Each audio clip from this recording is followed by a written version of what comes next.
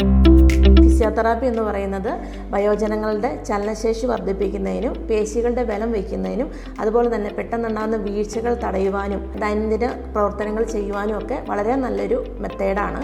ഫിസിയോതെറാപ്പിയുടെ പ്രയോജനങ്ങൾ നടക്കുവാനും എഴുന്നേൽക്കുവാനും എളുപ്പമാകുന്നു, പേശികളുടെ ശക്തിയും ബാലൻസും വർദ്ധിപ്പിക്കുന്നു, വീഴ്ചയുടെ സാധ്യത കുറയ്ക്കുന്നു, സന്ധിവേദനയും കാഠിന്യവും കുറയ്ക്കുന്നു, സ്വതന്ത്രമായി ദൈനംദിന പ്രവർത്തനങ്ങൾ ചെയ്യാൻ സഹായിക്കുന്നു.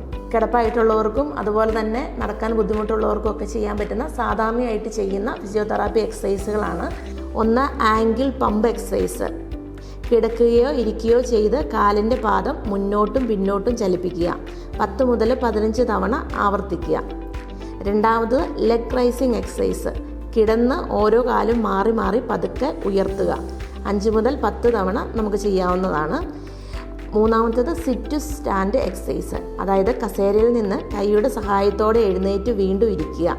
5 മുതൽ 10 തവണ നമുക്ക് ആവർത്തിക്കാവുന്നതാണ്. നാലാമത്തേത്, വോക്കിംഗ് പ്രാക്ടീസ്. ആവശ്യമായാൽ വാക്കറിൻ്റെയോ സ്റ്റിക്കിൻ്റെയോ സഹായത്തോടെ ചെറിയ ദൂരം നടക്കുക. കെയർ ഗീവർ ശ്രദ്ധിക്കേണ്ട കാര്യങ്ങൾ: വ്യായാമത്തിന് മുമ്പ് രോഗിയുടെ ആരോഗ്യനില വിലയിരുത്തുക. ക്ഷീണം, തലചുറ്റൽ, നെഞ്ചുവേദന എന്നിവ ഉണ്ടായ ഉടൻ നിർത്തുക. രോഗിയുടെ കഴിവനുസരിച്ച് മാത്രം വ്യായാമം ചെയ്യിപ്പിക്കുക. വീഴ്ച ഒഴിവാക്കാൻ സമീപത്ത് നിൽക്കുക. സ്ഥിരമായി ചെയ്യുന്ന ഫിസിയോതെറാപ്പി വയോജനങ്ങളുടെ ജീവിത നിലവാരം മെച്ചപ്പെടുത്തുകയും കൂടുതൽ ആത്മവിശ്വാസത്തോടു കൂടിയും സ്വാതന്ത്ര്യത്തോടു കൂടിയും ജീവിക്കാൻ സഹായിക്കുകയും ചെയ്യുന്ന ഒന്നാണ്. നമ്മൾ എപ്പോഴും ഫിസിയോതെറാപ്പി ചെയ്യുമ്പോഴും ഒരു ഫിസിയോതെറാപ്പിസ്റ്റിൻ്റെ അഡ്വൈസ് പ്രകാരം തന്നെ മുന്നോട്ട് പോകാൻ ശ്രദ്ധിക്കുക.